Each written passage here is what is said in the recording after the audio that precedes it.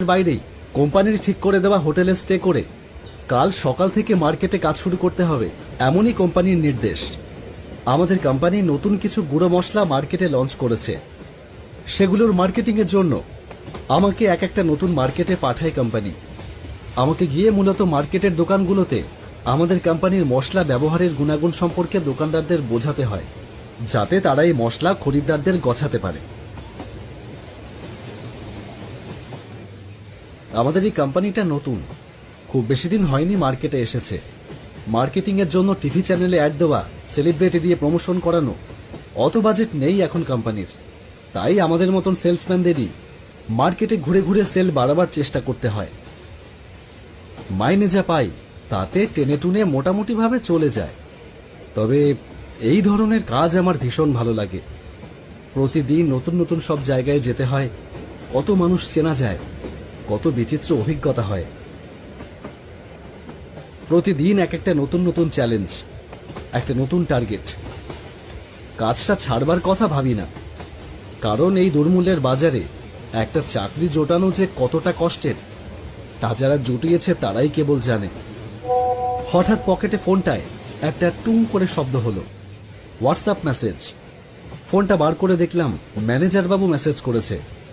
Message বডিতে লেখা, চাকদা পরের দিন যাবে, আজ একবার তারকনগর চলে যাও, কাল সকালে ওখানে কিছু ইম্পর্টেন্ট ডেমোস্ট্রেশন হবে, বড় অর্ডার হবার সম্ভাবনা আছে। আমি হোটেলের লোকেশন পাঠিয়ে দিচ্ছি। ভাগ্যিস ঠিক সময়ে মেসেজটা এসেছে। তারকনগর আসতে আর বেশি বাকি নেই, তার মানে সামনের স্টেশনেই নেমে যেতে হবে। এরকম ঘটনা আগেও অনেকবার ঘটেছে।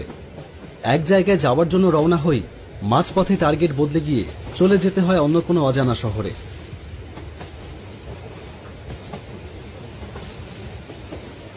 তারকনগর স্টেশনে ট্রেন এসে থামতেই নেমে পড়লাম ট্রেন থেকে। আমার সাথে আরো দু একজন নামলো। আমি পকেট থেকে মোবাইলটা বার করে হোটেলের লোকেশনটা দেখে নিলাম। হোটেল ডাকবাংলো।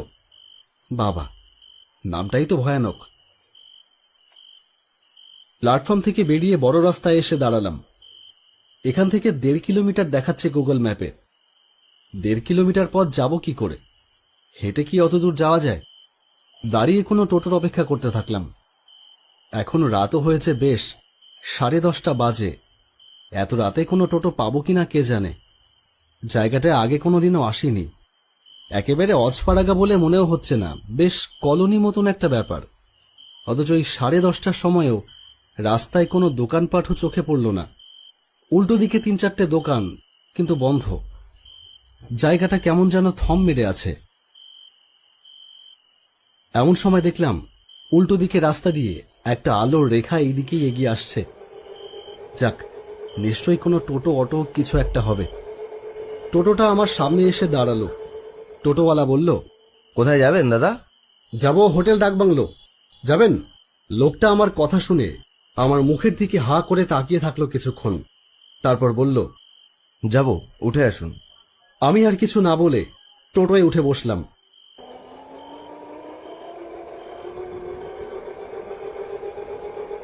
অন্ধকারে মোড়া রাস্তার ভেতর দিয়ে টোটোটা চলতে শুরু করলো। কিছুক্ষণ বাদে টোটোওয়ালা বলল, দাদা, একটা কথা জিজ্ঞেস করব, যদি কিছু মনে না করেন। হ্যাঁ বলুন, কি বলতে চান? না মানে, আপনি এত রাতে ওই ডাকবাংলোয় ঠিক কি করতে যাচ্ছেন একটু বলবেন? আমি আজকে রাতটা ওখানে থাকবো বলে যাচ্ছি। সে কি, রাতে ওখানে থাকবেন? টোটোওয়ালা যেন আকাশ থেকে পড়লো আমার কথা শুনে। কেন, রাতে ওখানে মানুষ থাকে না? মাথা খারাপ? কোন পাগল রাতের বেলা হোটেল ডাকবাংলোয় থাকতে যাবে? ওই হোটেলের যা বদনাম, দিনের বেলাতেই ওই হোটেলে মানুষ খুব একটা যেতে চায় না, এদিকে আবার রাতের বেলা। আপনি ওর চাইতে যদি স্টেশনেও কাটাতেন তো ভালো করতেন। কেন, ওখানে কি সমস্যা সেটা তো বলুন। শুধু শুধু ভয় দেখাচ্ছেন কেন? ভয় দেখাচ্ছি না দাদা, সাবধান করছি। ওই ডাকবাংলো হোটেলে থাকতে যাবেন না, বিশেষ করে এই এত রাতে। বলেন তো আপনাকে আবার স্টেশনে নামিয়ে দিয়ে আসি। আরে না না, আমাকে কোম্পানি এই হোটেলটার ব্যবস্থা করে দিয়েছে, আমাকে ওখানেই থাকতে হবে। আর কি সমস্যা আছে ওখানে সেটা একটু বলুন। টোটোওয়ালা কিছু বলল না, বেশ কিছুক্ষণ চুপ করে বসে থাকলো। ততক্ষণে বেশ কিছুটা পথ পার করে এসেছে টোটোটা। রাতের কালো বাতাসে যেন একটা থমথমে ভাব। কি হলো, কিছু বলছেন না যে? বলুন, ওই হোটেলে কি সমস্যা আছে? দাদা, আপনি ভূত ঠুত মানেন কিনা আমি জানি না, হয়তো মানেন না, তাই আপনাকে বলতে চাচ্ছিলাম না। তবে ওই হোটেলটা ভালো না। ওই হোটেলে ভূত আছে। কেমন একটা বাচ্চাদের মতন শোনাচ্ছে। আপনি অবিশ্বাস করলেই তো কোনো সত্যি মিথ্যে হয়ে যাবেন না দাদা। আমার আপনাকে সাবধান করবার কথা মনে হলো, আমি করলাম। এবার বাকিটা আপনার সিদ্ধান্ত। নিন, হোটেল এসে গেছে। টোটোওয়ালা আমাকে নামিয়ে দিয়ে চলে গেল। আমি নেমে হোটেলটার দিকে তাকিয়ে দেখলাম জাঁকজমকহীন একটা পরিত্যক্ত গোছের ছোটখাটো দোতলা হোটেল। বাইরে কোনো আলো জ্বলছে না তেমন, শুধু হোটেলের সাইনবোর্ডের ওপর হোটেলের নামটা পড়া যাচ্ছে শুধুমাত্র। হলুদ বোর্ডের ওপরে কালো অক্ষরে লেখা হোটেল ডাকবাংলো। ভূত আমি বিশ্বাস করি না মোটেই, কিন্তু গোটা পরিবেশটার মধ্যেই একটা থমথমে ভাব রয়েছে, এবং সেটা যে ভয় লাগবার মতনই তা অস্বীকার করা যায় না বোধ হয়। যাই হোক, আমাকে এখানেই থাকতে হবে, অত ভেবে আর লাভ কি। এগিয়ে গেলাম ভেতরের দিকে। হোটেলের ভেতরে ঢুকতেই দেখলাম সামনের কাউন্টারে চেয়ারে বসে একজন বয়স্ক লোক দেওয়ালে মাথা কাত করে ঘুমোচ্ছে। আমি তাকে ডাকলাম, দাদা, ও দাদা, শুনছেন? লোকটা আড়মোড়া ভেঙে উঠে বসল, দুহাত দিয়ে চোখ রগড়ে নিয়ে আমার দিকে তাকালো, আমাকে একবার আপাদমস্তক দেখে নিল, তারপরে বলল, কিছু বলবেন? হ্যাঁ, আমার নাম সোমনাথ রায়চৌধুরী। আমার নামে একটা রুম বুকিং আছে। হ্যাঁ হ্যাঁ, আমি তো আপনার জন্যই বসে আছি। সোজা ওপরে চলে যান, 8 নম্বর রুম। রুম সব খোলাই আছে। আর হ্যাঁ, 8 নম্বর রুম কিন্তু। না না, ঠিক আছে, আমি 8 নম্বর রুমেই যাব। অন্য রুমে যাব কেন? না, সব রুমই তো খালি। হয়তো ভুল করে অন্য রুমে চলে যেতে পারেন, তাই বলে রাখলাম আর কি। ওপরে উঠে এলাম। 8 নম্বর রুমের দরজা হালকা ঠেলতেই সেটা ক্যাচ ক্যাচ শব্দ করে খুলে গেল। ঘরের ভেতর ঘুটঘুটে অন্ধকার।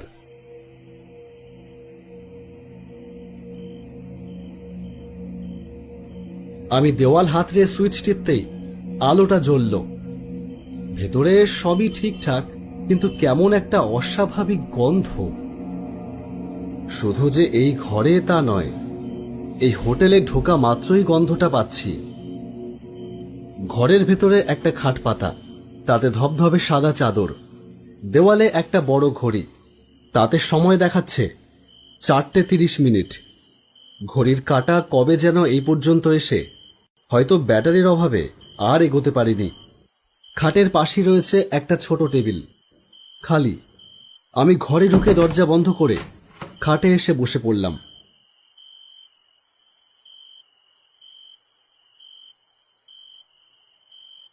প্ল্যাটফর্মে খেয়ে নিয়েছিলাম রাত 9টা নাগাদ, তাই আর খিদে নেই।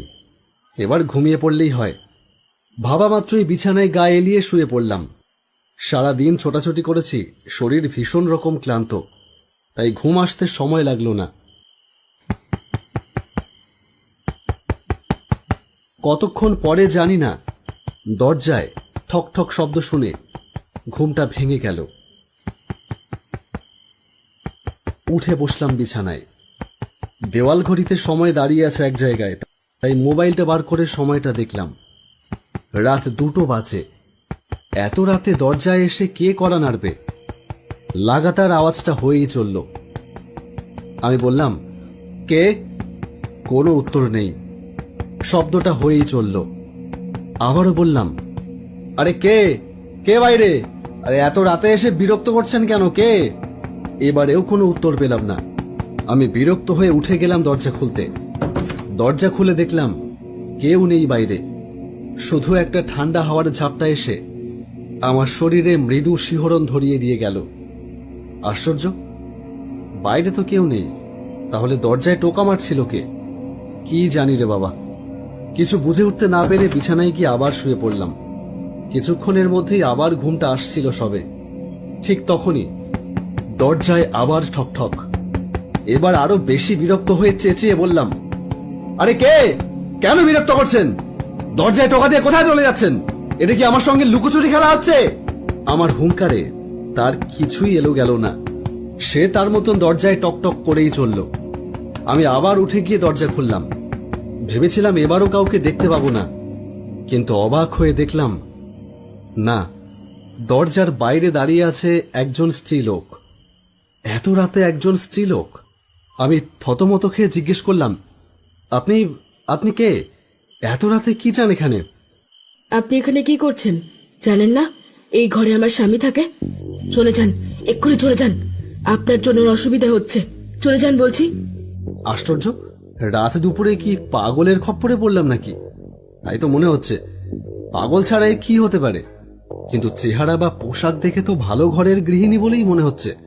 বললাম, দেখুন, আপনার নিশ্চয়ই কোথাও ভুল হচ্ছে। এটা একটা হোটেল, আপনার বাড়ি নয়।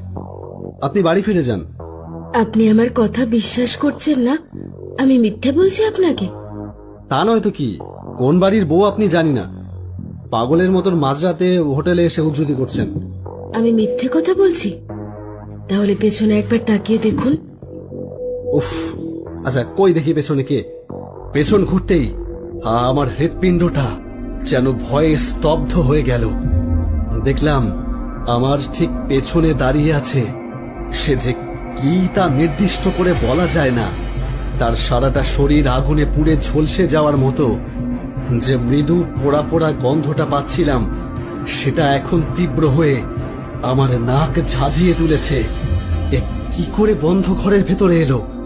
আমি একটু আগেও তো ঘরের ভেতরে কাউকে দেখিনি, ঘরটা ফাঁকাই ছিল। এ কি করে ঢুকলো ঘরের ভেতর? আর যে শরীর নিয়ে সে আমার সামনে দাঁড়িয়ে আছে তা কোনো জীবন্ত মানুষের শরীর হতে পারে না। তাহলে কে দাঁড়িয়ে আছে আমার সামনে? এ তো প্রেত ছাড়া আর কিছু হতে পারে না। কি বলেছিলাম না? এবার বিশ্বাস হলো তো? চলে যা, চলে যা এখান থেকে। চলে যা। এই ঘরে আমি থাকি। এই ঘরে আর কেউ থাকতে পারবে না। এই ঘর আমার। আমি আমি আর কিছু ভাবতে পারলাম না। দরজাটা খোলা, পা ভারী হয়ে আসছে ক্রমশ, শরীর ঠকঠক করে কাঁপছে ভয়ে। আমি কোন রকমে কাঁপা কাঁপা পা নিয়ে ঊর্ধ্বশ্বাসে দৌড় লাগালাম দরজার দিকে। হোটেলের বাইরে রাস্তায় এসে দেখলাম একটা টোটো দাঁড়িয়ে আছে। চলে আসুন তাড়াতাড়ি। তাকিয়ে দেখলাম এ তো সেই টোটোওয়ালা যে আমাকে এখানে নামিয়ে দিয়ে গিয়েছিল। আমি দৌড়ে গিয়ে তার টোটোয় উঠে বসলাম। সে কোনো কথা না বলে টোটোটা চালিয়ে দিল। জানতাম আপনি ঠিক এই বিপদেই পড়বেন, এই জন্যই বারণ করলে কথা শুনতে হয়। আপনারা কেন যে কিছু মানতে চান না কে জানে। ওরা ওরা কারা ছিল আপনি জানেন? এ ঘটনা আজ থেকে অনেক বছর আগের। শহর থেকে কোনো এক কাজের সূত্রে একজন ব্যবসায়ী আর তার স্ত্রী এসেছিল এই তারকনগরে। ওই হোটেল ডাক বাংলোতেই তারা উঠেছিল এক রাত কাটাবার জন্য। ওই দিন দুর্ভাগ্যবশত হোটেলের 8 নম্বর রুমে শর্ট সার্কিট হয়। লোকটা কারেন্ট লেগে একেবারে পুড়ে যায়। তার স্ত্রী সম্ভবত সেই সময় ঘরে ছিল না, হয়তো বাথরুমে গিয়েছিল। ফিরে এসে দেখে তার স্বামী নিথর হয়ে মেঝেতে পড়ে আছে। সে ব্যাপারটা বুঝতে পারে। সে তাকে না ছুঁয়ে তড়িঘড়ি নিচে নেমে লোক ডাকতে যায় তার স্বামীকে হাসপাতালে নেবার জন্য। তখন অনেক রাত, হোটেলের সবাই ডিউটি শেষ করে বাড়ি ফিরে গেছে। সে পাগলের মতো ছুটতে থাকে একটা টোটোর জন্য। এই সময় আমি ফিরছিলাম সেই রাস্তা দিয়ে। সে আমাকে সবটা বলে। আমি তার সাথে যাই, গিয়ে তার স্বামীকে হাসপাতালে নিয়ে যাবার জন্য টোটোয় তুলে রওনা হই। আমি বুঝেছিলাম তার স্বামী মারা গেছে অনেক আগেই, কিন্তু সেটা আর তাকে বলিনি। সে বেচারি তখন তার স্বামীর জীবন বাঁচাতে মরিয়া। আমাকে সে তাড়া দিতে থাকে, কাঁদতে কাঁদতে বলতে থাকে আরো তাড়াতাড়ি চালাতে। অন্ধকার রাস্তা দিয়ে আমিও যত জোরে সম্ভব টোটোটা চালিয়ে নিয়ে যাবার চেষ্টা করতে থাকলাম। কিন্তু ভাগ্যের নির্মম পরিহাস, অন্ধকার রাস্তায় খেয়াল করিনি টোটোর চাকার নিচে একটা পাথর পড়ে টোটোটা পাল্টি খেয়ে রাস্তার ধারে একটা মোটা গাছের সাথে ধাক্কা খেল। আর সেই ধাক্কাতেই দুজন জায়গায় মারা গেল, ওই স্ত্রীলোক আর আর আর কে? টোটোয় আর একজন যে ছিল সে তো আগে থেকেই মৃত। তাহলে আর কে মারা গেল? আর আমি। আপনি কি আমার সঙ্গে মশকরা করছেন? দেখুন, আমি এমনিতেই ভীষণ মানে আমার অবস্থাটা তো বুঝতেই পারছেন। এই অবস্থা আপনি আমাকে আরো ভয় দেখাবেন না। ভয় কেন দেখাবো? আপনাকে সত্যিটা বললাম।